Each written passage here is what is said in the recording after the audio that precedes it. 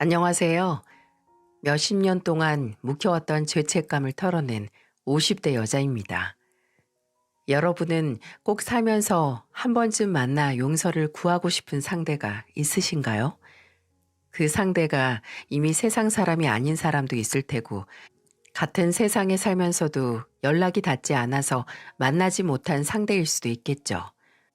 전자는 하늘을 올려다보며 먼저 떠난 사람에게 기도하듯 용서를 구할 수 있지만, 후자는 같은 땅에서 도무지 어느 방향을 보고 그 사람에게 용서를 구해야 할지 막막하기만 합니다. 근데 정말 간절히 빌고 싶은 용서의 기회는 언제가 됐든 찾아오는 법인가 봐요. 아마 용서를 빌어야 하는 사람도 또 용서를 해야 하는 사람도 용서로 인해 멀어진 관계를 회복하고 싶은 염원을 갖고 있었기 때문이었을까요? 저는 25살의 나이에 남편을 만났어요. 그 당시 저는 아버지가 돌아가신 후 어머니와 동생과의 생활을 위해 대학교 중퇴 후 고향인 광주에서 바로 취업을 해서 돈을 벌고 있었고, 고향이 한평군 시골 마을인 남편은 대학을 강주에서 나와서 취업까지 해서 그곳에서 자리를 잡았었죠. 제 오랜 고향 친구가 남편이 다니던 회사를 다니고 있었던 터라 저와 남편은 친구의 소개로 인해 만나게 됐습니다. 친구가 그때 남편을 소개하면서 했던 말이 아직도 기억이 나네요. 여기는 권용현, 내가 아는 사람 중에서 제일 착한 놈이야. 아마 간디도 마더 테레사도 이놈 앞에서 고개 숙일걸? 사람이 첫인상부터 순박하고 착하게 생기긴 했는데 좀 오바가 아닌가 했어요. 근데 남편은 정말 알면 알수록 저렇게 살면 피곤하지 않을까 싶을 정도로 착한 사람이었어요. 일단 길거리의 쓰레기는 마치 숨 쉬듯이 당연하게 주웠고요. 그래서 항상 가방에 쓰레기를 주우면 담았다가 쓰레기통을 발견해 버리려고 비닐봉투를 가지고 다녔답니다. 또 길가의 동물들을 보면 그냥 지나치질 못했습니다. 데리고 있다가 몇 번 인터넷을 통해 입양을 보내기도 했어요. 그리고 이러다가 저 사람 일해서 번 돈 다 탕진하겠다 싶었던 게 바로 TV에서 종종 나오는 후원 광고였네요. TV에서 딱 한 사연의 사람들을 소개해주며 후원을 바라는 광고만 나오면 채널을 돌리다가도 멈췄다가 바로 그 계좌로 돈을 송금하곤 했어요. 저와 연애를 하던 시절에도 주기적으로 후원을 하던 곳이 세 곳은 항상 고정적으로 있었으니까요. 남들보다 공감 능력과 측은지심이 몇 배는 발달한 사람 같았어요. 남편을 보고 있으면 항상 나도 자주 나보다는 남을 먼저 생각을 해야지 하는 마음이 생기기도 했습니다. 교육학과를 중퇴했던 사람으로서 항상 의문이었던 건 대체 어떻게 자식을 키워야 남편처럼 그저 착한 사람으로 자랄 수 있는 걸까, 타고나는 걸까, 교육일까 하는 거였어요. 그리고 2년의 연애 후 남편과 결혼 이야기가 오고 갈 때 처음 시댁으로 인사를 갔던 날 알게 됐죠.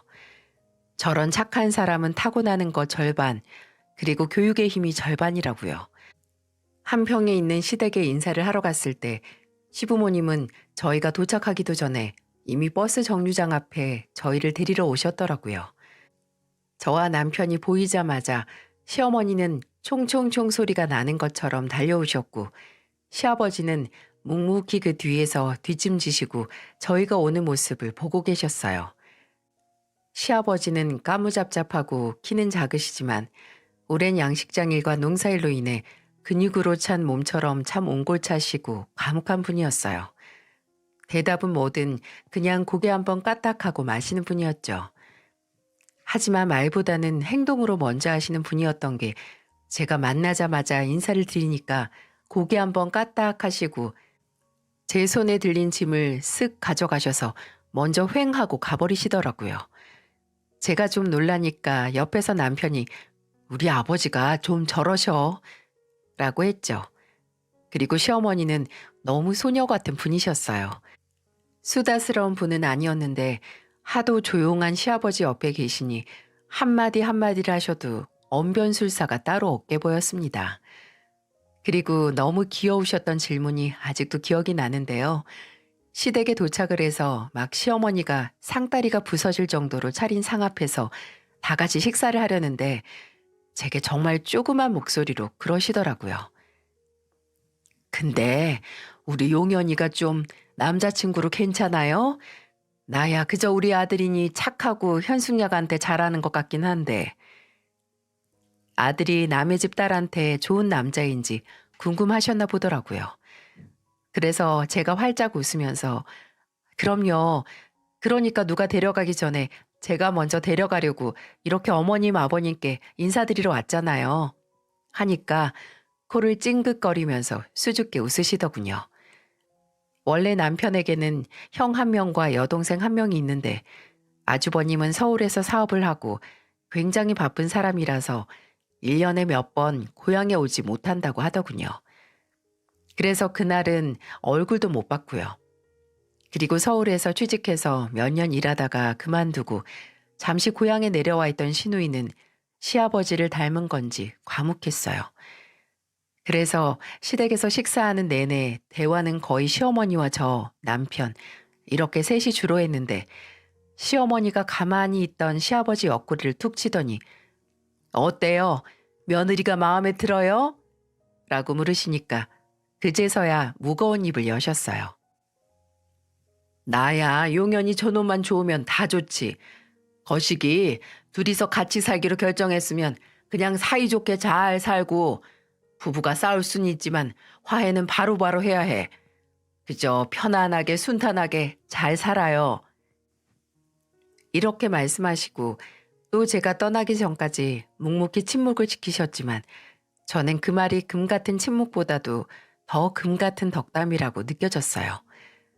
시부모님은 정말 저를 예쁘고 소중히 대해주셨는데 결혼 전 몇 번 더 얼굴을 보고 제 가정사도 어느 정도 터놓을 정도로 편한 사이가 됐을 때 저희 어머니가 그러시더라고요.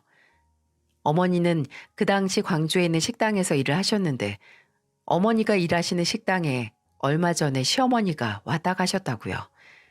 그리고 한 3일 후에 시어머니께 전화가 왔죠.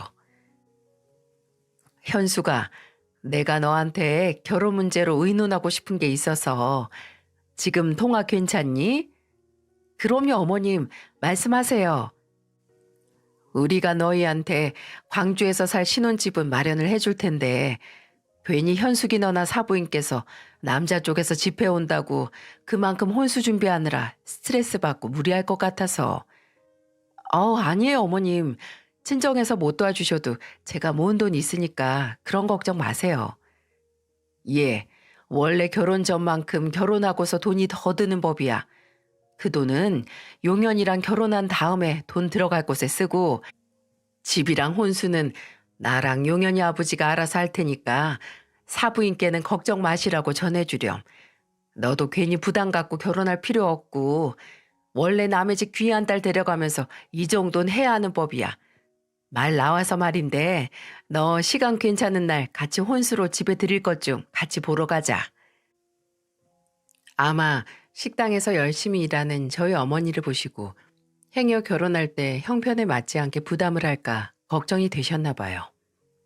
최대한 저를 배려해 주시며 제안을 해 주시는 말에 감동했고 아예 절 데리고 혼수를 할 가구점이나 전자제품 매장에 가서 이것저것 함께 구경하며 직원에게 뭐든 가장 좋은 걸로 보여달라고 하던 시어머니의 모습에 감동했네요. 솔직히 그 마음이 감사한 만큼 부담도 될 법한데 저도 참 염치가 없는 인간이었나 봐요. 시어머니가 마치 저희 어머니처럼 편하게 느껴져서 혼수 구경하면서 저도 모르게 솔직해지더라고요. 또 함께 한참 구경하다가 시어머니께서 제가 그때 신고 있던 단화를 보시더니 현숙이 신발이 좀 낡았네 하시는 겁니다. 그리고 그대로 제 손을 잡고 근처 신발 매장에 들어가서 제 발에 이것저것 신겨보더니 새 신발도 사주셨고요. 시어머니는 정말 제가 단순히 본인 아들의 아내, 집안의 며느리가 아니라 원래 핏줄로 이어진 가족이었던 것처럼 따뜻하고 편하게 대해주셨어요. 저희는 온 가족의 축복을 받으며 결혼을 했고 시부모님께서 마련해준 광주의 아파트에서 신혼을 시작했어요. 이런 말하기 낯간지럽지만 저는 정말 남편도 잘 만났지만 시부모님도 잘 만났다는 생각이 날마다 들 정도로 행복했어요. 7년 동안의 결혼 생활 동안 아들 둘에 딸 하나 낳아서 기쁨은 몇 배로 불어났죠. 남편도 둘째 낳고 이직한 회사에서 자리를 잡아서 승진도 했고 이만하면 정말 부족할 것 없는 삶이라고 자부할 수 있었어요. 하지만 영원하고 완벽한 행복은 없죠. 셋째가 어린이집에 들어갈 때쯤 시댁에서 불안한 소식이 들려오기 시작했어요. 흔들림 없는 작은 바위 같았던 시아버지의 건강에 빨간불이 들어오기 시작한 겁니다. 처음에는 시아버지께서 한창 양식장에서 일하시다가 쓰러졌다는 소식을 들었을 때 심장이 철렁했어요. 원래 고혈압이 있긴 하셨는데 쓰러지셨다니까 너무 놀랐죠. 다행히 그때는 바로 퇴원을 하실 정도였지만 몇 달 후에는 풍까지 오셔서 몇 주 일도 못 하실 정도였어요. 식사를 하실 때마다 반주를 하실 정도로 술을 좋아하시는 분이 정말 살려면 술을 끊어야 했기에 금주에 돌입하셨고요. 편찮으신 시아버지도 고생을 하셨지만 그 옆에서 그런 시아버지를 보살피고 시아버지가 나가지 못한 일도 있어서 당장 사람을 구하느라 애쓰신 시어머니께서도 참 고생하셨죠. 그렇게 시아버지의 건강을 걱정하던 와중에 남편이 제게 어렵게 말을 꺼내더라고요. 여보, 내가 정말 이런 말 당신한테 꺼내는 거 미안하고 애들한테도 미안한데 혹시 당신하고 애들만 괜찮다면 여기 생활 정리하고 우리 부모님 댁에 가서 같이 살면 안 될까? 내가 너무 불안해서 그래. 아버지 건강도 그렇고 어머니도 혼자서 괜찮다고 하시지만 안 괜찮으신 게 당연한 상황이고 당신도 알겠지만 형이나 미영이랑 나중에 누가 부모님 모시고 아버지를 맡아서 하겠어. 형은 서울에서 본인 살기 바빠서 부모님 생신도 까먹는 사람인데 미영이는 결혼한 지 얼마 안 돼서 말 꺼내기도 좀 그렇고 아무리 당신이 우리 부모님한테 잘하고 이젠 정말 편한 사이라고 하지만 그래도 같이 살게 되면 당신이 불편할 거 아는데 그래도 한번 생각 정도는 해줘. 남편의 말대로 저도 선뜻 남편의 제안을 받아들이기 어렵더라고요. 제가 불편한 건 그렇다 쳐도 일단 애들이 어리긴 하지만 나중에 중학교 들어가고 나면 학원도 보내고 배울 게 많은데 시골로 들어가는 게 쉽게 내릴 만한 결정은 아니었죠. 그렇게 며칠 남편의 제안을 고민하고 있었는데 참 이게 무슨 일인지 남편에게 그 말을 듣고 얼마 뒤부터 이상하게 꿈에 시어머니께서 나오시는 겁니다. 시어머니는 제 꿈속에서 제가 아무리 불러도 길을 헤매기도 하셨고 제 말에는 대꾸도 없이 먼 산을 바라보시기도 하고 심지어 물에 빠진 시어머니를 구하는 꿈까지 꾸게 됐어요. 한 나흘 정도 그런 꿈을 꾸고 나니 안 되겠다 싶더라고요. 아무래도 제 무의식이 지금 시부모님께 가지 않으면 후회할 거라는 걸 알고서 이런 꿈을 꾸는 것 같았거든요. 그래서 그날 남편에게 집을 정리하고 시댁으로 가서 살자고 말을 했어요. 그래도 평생 도시에서 산 제게 시골 생활은 불편하기도 했습니다. 일단 편의시설은 물론이고 애들 유치원이나 학교도 멀어서 가려면 무조건 차를 타야 했고요. 해가 엄청 빨리 져서 뭔가 하루가 짧은 기분이 들더군요. 그리고 특히나 일도 그만두게 됐고 친정과 멀어지고 같은 곳에 살던 친구들과 멀어졌다는 생각에 초반에는 좀 우울해지기도 했습니다. 하지만 그런 마음도 얼마 가지 않았어요. 사소한 생활은 불편하긴 했지만 제 곁에는 남편과 아이들과 시부모님이 있었으니까요. 그리고 무엇보다 저희가 합가를 한 후에 눈에 띄게 밝아진 시어머니의 모습에 합가를 안 했으면 정말 후회했겠다 싶더라고요. 다행히 저와 애들은 순조롭게 시댁 생활에 적응을 해갔어요. 마을에 자주 오지 않는 버스 시간표를 평일, 주말 달달달 외우고 있었고 이웃집에 누가 사는지도 알게 됐고 친해지기도 했어요. 새 단장된 깔끔한 놀이터에서 놀던 애들은 자연 그 자체가 놀이터인 산이나 들에서 뛰노는 걸 더 좋아하게 됐죠. 또 원래는 시아버지께서 남편에게 농사나 양식장이나 온전히 맡기는 걸 좀 못 믿어 하셨는데 1년 정도 지났을 때는 불안해서 매일 남편이 어떻게 일하나 보러 가시던 분이 발길을 점차 줄이시더라고요. 그렇게 3년 동안 서로 의지하고 기쁨을 늘려주며 잘 지냈는데 지금 생각해봐도 왜 저희 가족에게 왜 제게 그런 일이 생긴지 모르겠습니다. 남편은 늘 아침 6시 전에 일어났어요. 하루를 부지런히 움직이는 사람이었죠. 늘 휴대폰 알람을 듣고 남편이 먼저 일어나면 씻고 옷을 입고 나와서 저를 깨우거든요. 저는 그럼 그때쯤 일어나신 시어머니와 김밥이나 샌드위치 만들고 애들 깨우고 남편은 제가 만든 김밥 먹고 도시락 챙겨서 하루를 시작했습니다. 근데 그날은 어슴푸레한 새벽 휴대폰 알람 소리에 제가 먼저 일어났어요. 저는 눈도 못 뜨고 더듬더듬 시끄러운 알람을 껐고 옆에서 아직 깨어나지 못한 남편을 깨웠습니다. 여보 일어나 6시야. 오늘 아침에 어제 먹었던 칼국수 국물로 죽 끓여줄 테니까 그거 먹고 얼른 일 나가세요. 평소 같았으면 제 말을 듣고 5분만 더 너무 피곤하다. 자도 깨운지가 않네 하면서도 느릿느릿하게 일어났을 사람이 마치 기절한 사람처럼 도무지 일어나질 않는 거예요. 처음에는 많이 피곤한가? 어제 몸이 뻐근하다고 하긴 했지 라고 생각하며 이번에는 남편의 어깨를 잡고 가볍게 흔들며 깨웠습니다. 근데 그래도 깨어나지 않는 남편을 보고 그 순간부터 불안해지기 시작했어요. 여보, 일어나라니까? 여보, 일어나봐.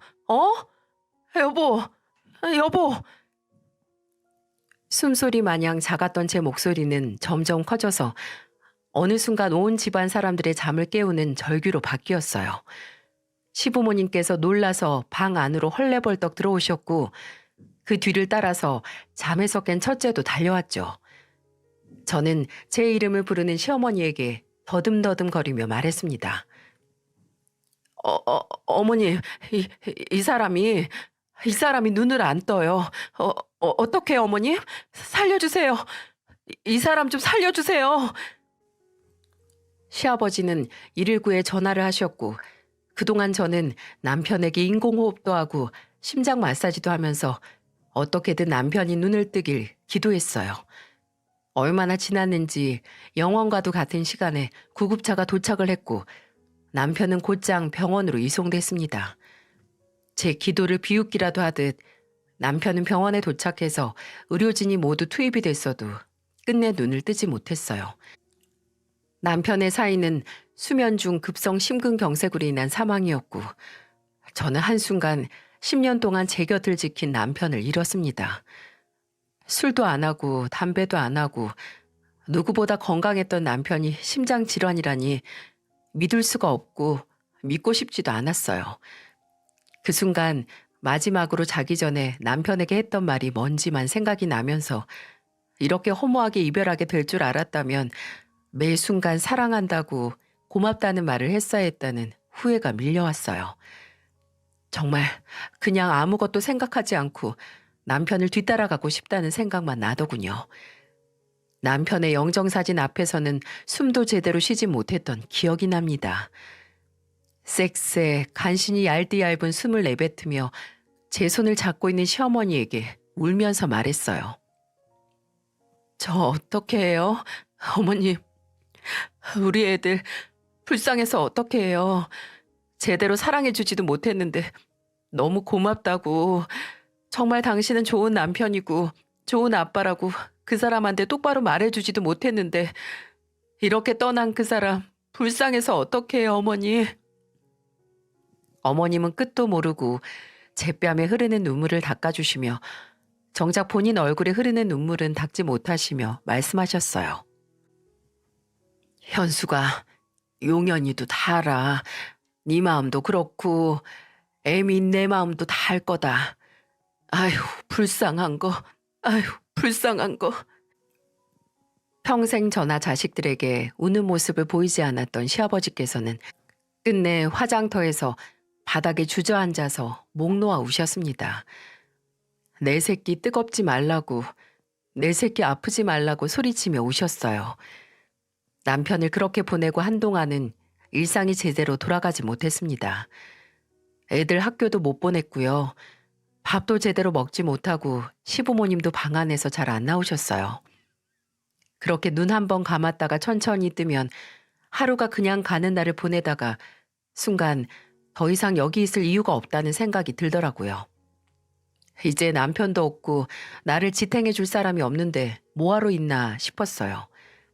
그리고 마음이 너무 힘든 만큼 친정 어머니 곁으로 가고 싶더라고요. 그래서 며칠을 고민하다가 시부모님에게 말씀을 드렸어요.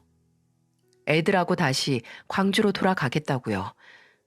처음에는 시부모님께서 잡으실 거라 생각해서 좀 단호한 마음을 먹고 꺼낸 얘기였거든요. 근데 제 예상과는 다르게 시부모님은 몇 초 가만히 생각에 잠기신 듯 하다가 이내 고개를 끄덕거리셨어요. 그리고 시아버지께서 입을 여셨죠. 그래, 너도 언제까지 여기서 살 수는 없겠지.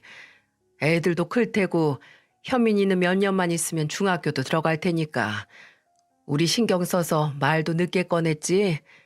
나나니 시애미는 걱정 말아라. 가서 애들하고 건강하게 잘 살아. 그래도 애들이랑 종종 찾아오고. 시부모님은 제가 그 집에서 계속 남편을 그리워하며 살 거라고 생각하셨는지 오히려 저를 걱정하시며 시댁을 떠나는 게 제게 최선의 방법일 거라 말씀을 하셨어요. 그렇게 저는 친정 근처에 애들과 함께 살 집을 알아보고 다녔습니다. 그리고 이사 날짜가 잡혔고 짐을 정리하던 때 어느 날 저녁 시어머니께서 조용히 방에 들어오셔서 제게 뭘 하나 내미시더라고요. 너랑 애들 집 떠난다니까 뭐든 챙겨줘야 할 것 같아서 네 시아버지랑 나랑 준비했다. 이거 가져가서 애들 학비에 보태던가 가지고 있다가 나중에 쓸 때 되면 써라. 시어머니께서 제게 주신 건 바로 적금 통장이었어요. 통장을 펼쳐서 찍힌 숫자를 보고 제 눈이 휘둥그레지자 시어머니는 고개를 한번 주걱거리시고 말을 이어가셨어요. 2억이야. 그래도 이거면 현민이랑 현욱이랑 희정이 대학 등록금 정도는 걱정 안 해도 될 것 같지? 어머님, 저 이 돈 못 받아요. 저 걱정 안 하셔도 돼요. 광주에 신혼집 해주셨던 거 팔았던 돈도 그대로 있고요. 또 애들 아빠 사망보험금도 저한테 주셨잖아요. 제가 정말 어머님 아버님한테 받은 게 얼만데 이것까지 받을 수 있겠어요. 저 정말 못 받아요, 어머님. 그런 소리 하지 말어. 나나 네 시아버지가 너나 애들한테 해줄 수 있는 게 정해져 있는 것도 아니고 그냥 우리 마음 편하자고 이러는 거니까 가지고 있으렴. 네가 쓸 곳이 없으면 애들한테 써. 우리 애들. 우리 용현이가 남기고 간 귀한 손주들 인생에 평생 돈 걱정하지 않고 하고 싶은 거 할 수 있게 이 할머니 할아버지가 도움 주는 거라고 생각하렴. 현수가 잘 살아야 돼. 애들 생각하면서 꼭 네 생각도 하고. 처음에는 나도 너나 애들마저 떠나면 어떻게 사나 싶어서 잡고 있었는데 이제는 그저 네가 행복했으면 싶구나. 현수가 잘 살아야 해. 애들 생각만 하지 말고 네 생각도 하면서 꼭 행복하게 살아야 한다. 시어머니와 저는 그날 세상이 끝나는 날처럼 서로 부둥켜 안고 울었습니다. 저는 시부모님의 배웅을 받으며 시댁을 떠났고 다시 고향에서 남편은 없이 아이들과 함께 자리를 잡았어요. 시댁을 나오기도 했지만 늘 시부모님이 함께 하신다는 마음으로 살았습니다. 저도 그곳에서 일을 시작한 터라 자주 가지 못해도 한 달에 2번은 아이들과 시댁에 가서 자고 왔고요. 시부모님도 애들 중학교 입학식, 초등학교 졸업식, 초등학교 입학식 꼬박꼬박 참석하셔서 가족들 함께 외식도 하면서 축하했고요. 비록 남편은 떠났지만 그분들은 제가 사랑했던 남자의 부모님이자 이제는 제 부모님과도 같은 존재이기에 인연의 끈을 쉽게 놓을 수 없었죠. 근데 지금 생각해도 제가 참 바보 같은 짓을 하고 말았어요. 남편을 보내고 오로지 애들과 저 자신에 집중하면서 그리운 마음에 파묻혀서 지내지 않으려고 노력했어요. 새로운 사람들을 만났고 새로운 일을 시작했었죠. 그렇게 6년 정도 뒤에 새로운 인연을 만나서 제가 재혼을 하게 됐습니다. 당시 어렵게 취직한 제조공장 사무실에서 만난 사람인데 그 사람도 7년 전 결혼했던 부인과 사별한 후에 혼자 지내던 외로운 사람이었어요. 늘 괜히 미루지 말고 일찍 아이를 낳아서 평생 아내를 기억할 수 있게 할 걸 후회하는 사람이었죠. 1년 정도 좀 진지하게 만나다가 애들도 아저씨가 좋은 사람이라고 하면서 잘 따르길래 고심 끝에 식없이 재혼만 하게 됐었습니다. 평생 이런 감정은 완전히 사라졌다고 생각했는데 내게도 아직 기회가 있었다는 걸 알고 기분이 싱숭생숭하긴 했지만 솔직히 죄책감이 들기도 했어요. 특히 이 남자를 만나면서 시부모님과 연락을 못 하겠더라고요. 괜히 죄를 짓는 것 같고 두 분이나 하늘에 있는 남편에게도 못할 짓 하는 것 같아서 저는 의도적으로 시댁과 연락을 뜸하게 이어왔습니다. 그때는 그냥 큰애가 이제 고등학교에 올라가서 챙겨줄 게 너무 많다고 바쁘다는 핑계로 연락을 미뤄왔어요. 시부모님께서도 애 공부가 우선이라고 하시며 괴념치 않아 하셨고요. 근데 제가 일방적으로 끄는 거나 다름없었죠. 저는 제 죄책감 뒤에 숨어서 시부모님께 제 재혼 소식을 숨겨왔습니다. 그렇게 마주하기 두려운 현실을 계속해서 피하기만 하다가 언젠가는 만나야 하고 다 설명을 드려야 한다는 마음에 제가 먼저 다시 연락을 했어요. 근데 힘들게 마음을 먹고 나니까 정작 연락을 하기가 어려운 겁니다. 시어머니, 시아버지 두 분 다 번호를 바꾸신 건지 전혀 다른 사람이 전화를 받았고 심지어 시누이와 아주버님도 연락을 할 수가 없었어요. 저는 행여 제가 연락을 끊는 동안 저를 괘씸하게 여기신 시부모님이 절 무시하시는 건가 싶어서 덜컥 겁이 났고 바로 혼자서 시댁으로 갔습니다. 근데 제가 너무 오랜만에 시댁에 가서 그런 걸까요? 대문에서부터 집 분위기가 어딘가 달라 보이더라고요. 떨리는 마음을 진정시키고 초인종을 눌렀는데 저를 반겨주는 건 연락을 끊은 며느리를 문전박대하는 시부모님이 아닌 전혀 모르는 한 아주머니였어요. 혹시 여기 권재식 씨랑 서민희 씨 안 계시나요? 여기 사시는 분들인데. 아, 그 양식장 양반. 그 사람들 이사 갔지. 뭐가 급한지 이 집도 싸게 매물 내놔서 나랑 우리 양반이 얼른 사서 들어와 살고 있는데. 바깥 양반 돌아가셨으니 큰 집 정리하겠다 그거겠지. 내가 알기로는 그 아줌마는 큰아들네 같다고 들었는데. 두 다리에 힘이 쫙 풀리더군요. 괜히 시간 끌더니 너는 이미 늦었다고 하늘이 저를 비웃는 것 같았습니다. 이래서 있을 때 잘하라는 말을 하는구나. 뒤늦으면 후회가 가슴에 사무쳐 죄책감이 배가 되기 때문에 말이죠. 시아버지께서 돌아가셨다는 것도 제게 부고를 알리지 않았다는 것도 충격적이었고 시어머니께서 고향을 떠나 서울로 가셨다는 것도 충격적이었어요. 아주버님도 시누이도 연락이 안 돼서 찾아갈 수도 없고 솔직히 이 정도로 일이 벌어진 후에 다시 찾았다는 생각을 하니 용기도 안 나더군요. 그나마 아주버님이 시어머니를 모시고 가셨다는 생각에 큰아들과 함께 잘 사셨으면 좋겠다고 제 자신을 위로할 뿐이었어요. 그렇게 저는 다시 제 일상으로 돌아왔습니다. 재혼한 남편과 아이들과 함께 제 인생을 살았어요. 근데 아무리 과거는 가슴에 묻어두고 살려고 했지만 무의식 중에 제게 어떻게든 속죄를 하려는 마음이 있었나 봐요. 셋째도 대학에 들어가고 자식들은 이제 다 키워놨다고 생각하니 괜히 마음이 헛헛해서 취미생활을 찾아다녔어요. 그맘때쯤엔 친정 어머니께서도 돌아가셔서 진짜 바쁘게 지내지 않으면 안 됐거든요. 그나마 남편과 애들이 저를 붙잡아주긴 했지만 어머니가 돌아가신 후에 몸무게가 10kg가 넘게 빠질 정도로 사람 몰골이 아니었어요. 그러다가 노인정과 요양원을 돌며 자원봉사를 하는 활동을 시작했습니다. 아마 친정어머니가 그리워서 그런 것도 있었을 거고 연락을 끊고 살다가 영영 잃어버린 시부모님에 대한 죄책감 때문에 시작한 마음도 있었을 거예요.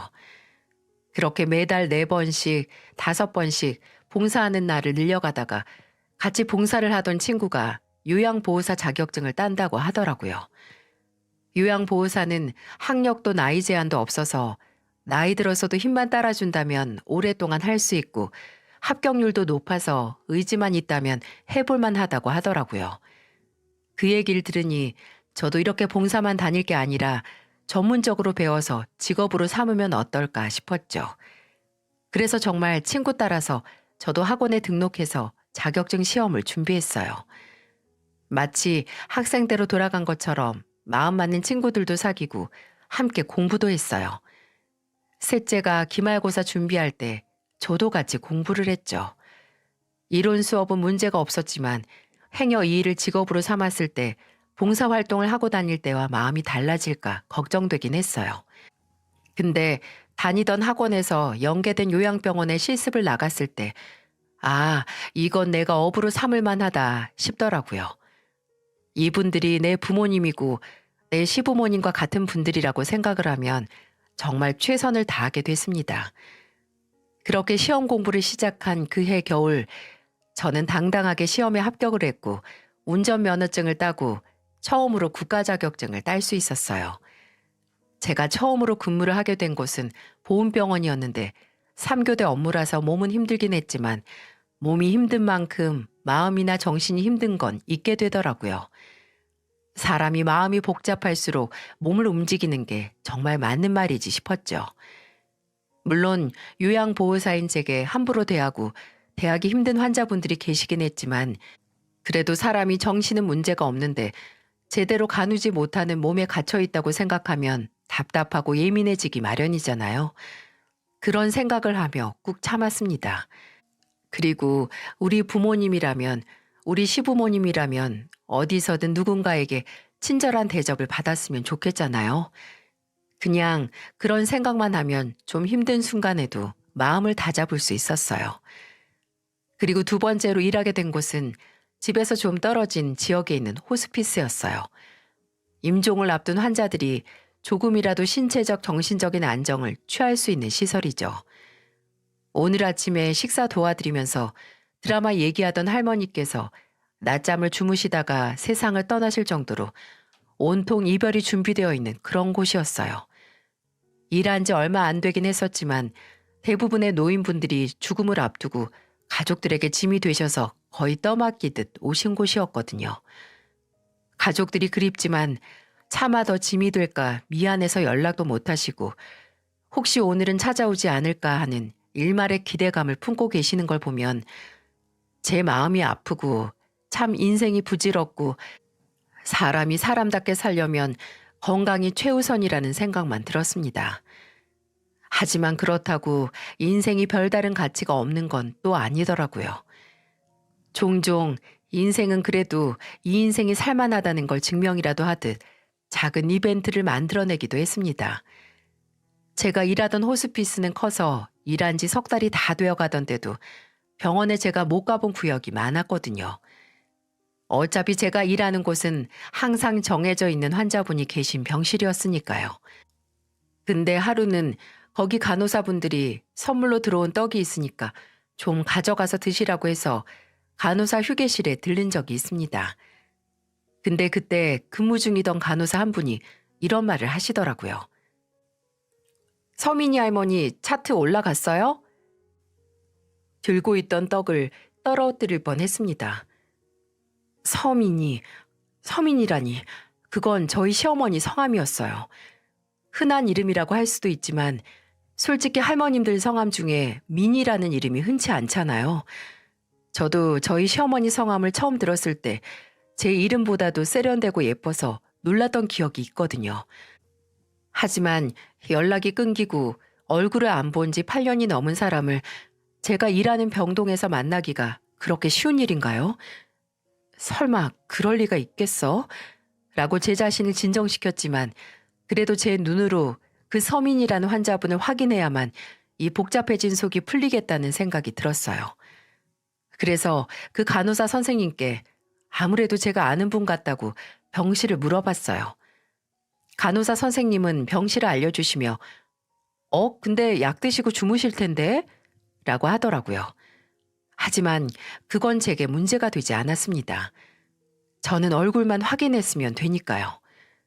그렇게 해당 병실에 도착을 했고 주무신다는 말에 정말 조용히 문을 열고 들어갔습니다. 고요한 병실에는 정말 아주 미세하게 코를 고는 소리만 들렸는데요. 왜 사람이 진짜 숨을 죽인 순간에 내 심장 소리가 귀에 들리는 거 아시나요? 제가 그랬어요. 발자국 소리라도 날까 천천히 그 코 고는 소리가 나는 쪽으로 다가갔습니다.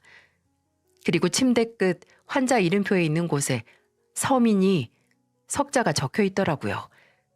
그리고 제 눈길은 그 이름표에서 천천히 위로 올라갔고 곧 곤히 자고 있는 환자의 얼굴에 당도를 했어요.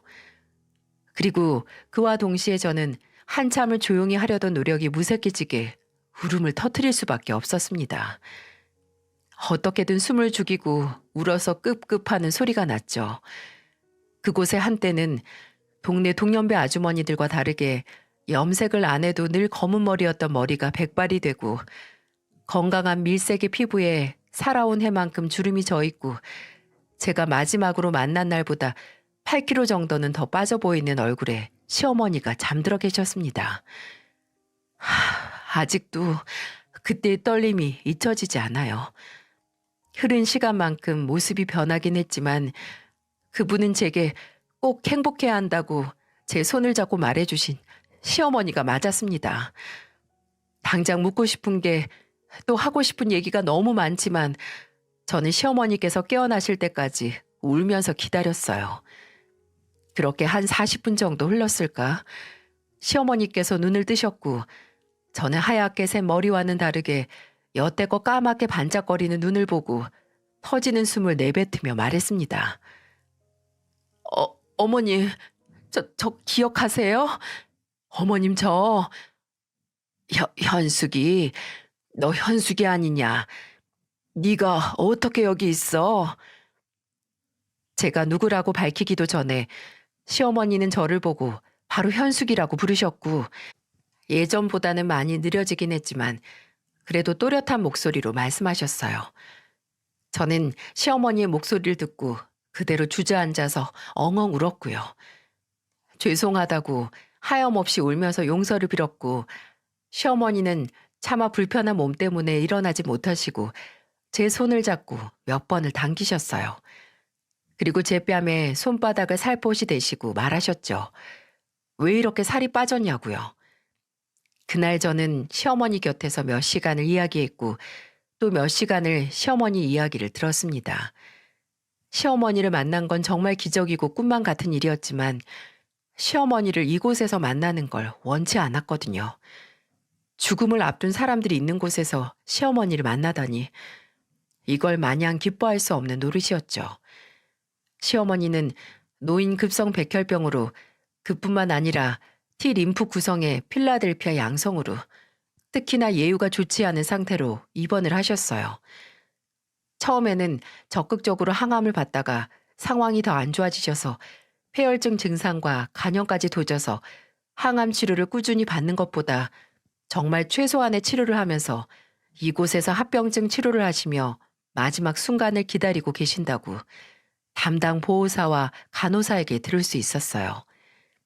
시어머니의 목숨을 갉아먹고 있는 병도 충격적이고 제가 연락을 끊지 않았더라면 옆에서 뭐든 도움을 드렸을 거라는 안타까움에 속이 답답해졌어요. 그리고 무엇보다 시어머니께서 기억을 더듬으시며 저와 멀어진 후 살아온 날에 대해 이야기를 해주실 때 전과는 비교도 안 될 만큼 화가 났습니다. 제가 죄온 후 죄책감 때문에 시부모님께 연락을 못했던 것처럼 시부모님도 다른 문제로 제게 연락을 자주 못하셨다고 해요.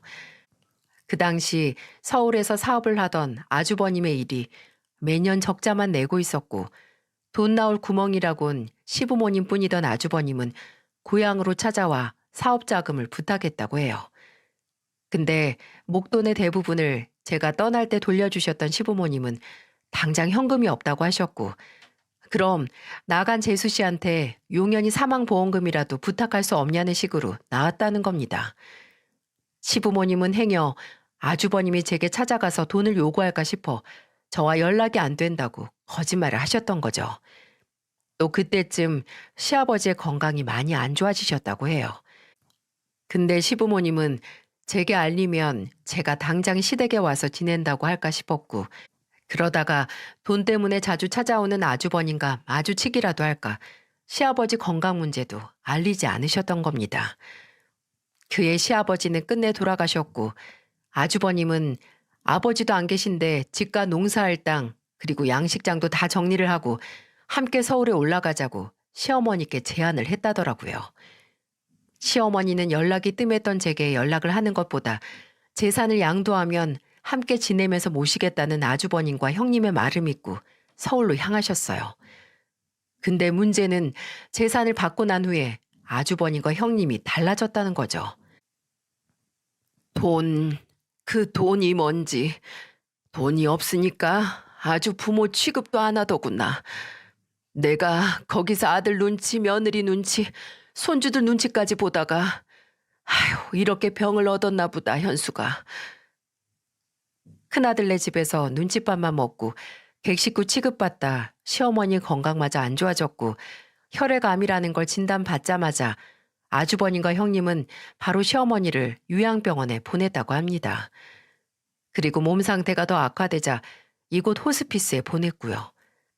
시어머니는 그래도 남편이 죽어서 묻힌 곳 근처에 있고 싶다고 서울 병원이 아닌 고향에서 멀지 않은 호스피스로 보내달라고 했고, 아주버님과 형님은 시어머니를 호스피스로 옮긴 후에 단 한 번도 찾아오지 않고 시어머니를 방치하고 있다고 합니다. 심지어 시누이는 오빠보다 적게 재산을 받았다고 먼저 시어머니와 연을 끈다시피 지냈고요. 정말 시어머니의 재산만 가져가서 이제 받을 게 없으니 부모님을 버린 거나 마찬가지입니다. 이게 현대판 고려장이 아니면 뭔가요? 서럽게 살아온 지난 날을 떠올리며 눈물 한 방울 흘리는 시어머니를 보고 저는 다시 한번 울면서 용서를 구했습니다. 어머님, 죄송해요. 제가 어머님하고 연락만 끊지 않았더라도 제가 나쁜 년이에요, 어머님. 정말 정말 너무 죄송해요.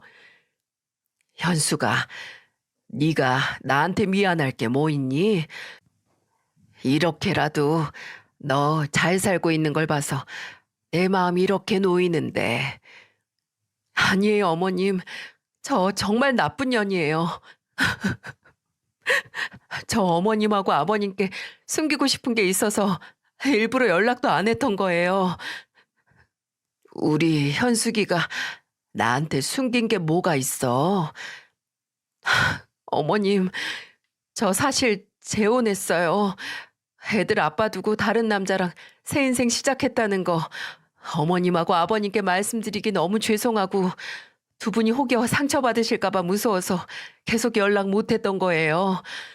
근데 차라리 다 말하고 제가 어머님 아버님 곁에 있었다면 적어도 이렇게 아프지 않으실 수 있었을 수도 있잖아요. 제가 정말 너무 죄송해요. 어머님, 저 좀 용서해 주세요. 시어머니께서는 제가 재혼했다는 말에 적잖이 놀라신 것 같았어요. 계속 제 손을 잡아주시긴 했지만 잠시 천장을 올려다보시며 한숨을 가늘게 푹 쉬시더라고요. 저는 마치 선고를 기다리는 죄인처럼 시어머니 앞에서 고개를 숙이고 있었고 이내 맞잡은 손에 느껴지는 힘을 느끼고 다시 시어머니를 쳐다봤어요. 시어머니는 반질거리는 까만 눈으로 저를 보시며 말씀하셨어요. 현수가 네가 행복하기 위해 선택한 일 때문에 나한테 사과할 필요 없다. 내가 분명히 너한테 말했었지. 꼭 행복하라고. 네 생각도 하라고. 내 말 흘려듣지 않고 잘 들어줘서 고맙다. 우리 현숙이 사랑해주는 사람 만나서 다행이야. 그리고 이미 지나간 일 때문에 울 필요 없다. 이렇게 만났으면 됐지 않았니? 나는 이제라도 너 만나서 너 잘 사는 거 봐서 다행이다 싶다. 그러니까 현수가 미안해할 필요도 없어. 나는 항상 너한테 고마웠으니까. 끝이 없는 새파란 바다도 저희 시어머니 마음만큼 깊지 않을 거고 광활한 하늘도 시어머니의 마음만큼 넓지 않을 겁니다. 저는 그 순간 다짐했어요. 시어머니께 남은 시간이 얼마나 있는지 모르지만 마지막 눈 감는 순간까지 그 여정을 제가 함께 할 거고 그 마지막 순간에 제가 손을 잡고 용기를 드릴 거라고요. 그날부로 저는 휴일도 없이 연중 무휴 병원으로 갔습니다. 휴게 시간에도 시어머니 곁에서 말동무를 하고 식사도 함께하고 함께 TV를 봤어요. 항암 치료 후유증으로 머리카락이 듬성듬성 빠져 있긴 했지만 좀 자란 머리는 제가 직접 잘라드리기도 했죠. 또 애들도 데려갔습니다. 시어머니는 애들을 보고 언제 이렇게 컸냐며 놀라시면서도 바로 주섬주섬 침대 밑에 있는 지갑에서 10,000원짜리를 꺼내서 애들 손에 한 장씩 쥐어주셨어요. 그 모습을 보며 당장 생사의 갈림길에 걸쳐져 있어도 본인 손주들에게 뭐 하나 더 챙겨주려고 하시는 시어머니의 사랑이 절절하게 느껴져서 가슴이 더 아려왔죠. 시어머니께서는 누구보다 본인에게 시간이 남지 않았다는 걸 알고 계셨어요. 그래서 정말 말버릇처럼 제게 고맙다, 사랑한다라는 말을 대뜸 하시곤 했습니다. 저는 그 말이 시어머니에게 있어서 이별을 준비하는 의미라는 걸 알기에 시어머니께서 그 말을 하실 때마다 눈물을 삼키고 더 씩씩하게 말했어요. 어머님, 요새 평소보다 힘이 더 나셔서 저한테 사랑한다는 말 많이 하시는 거죠? 저랑 만나고 나서 이상하게 몸 상태도 좋고 건강해지는 것 같아서 고마워서 그러시는 거잖아요. 앞으로 이렇게만 밥도 잘 챙겨 드시고 약도 잘 드시고 치료도 받으셔서 나중에 우리 현민이 결혼하는 것도 보고 하셔야죠. 그쵸?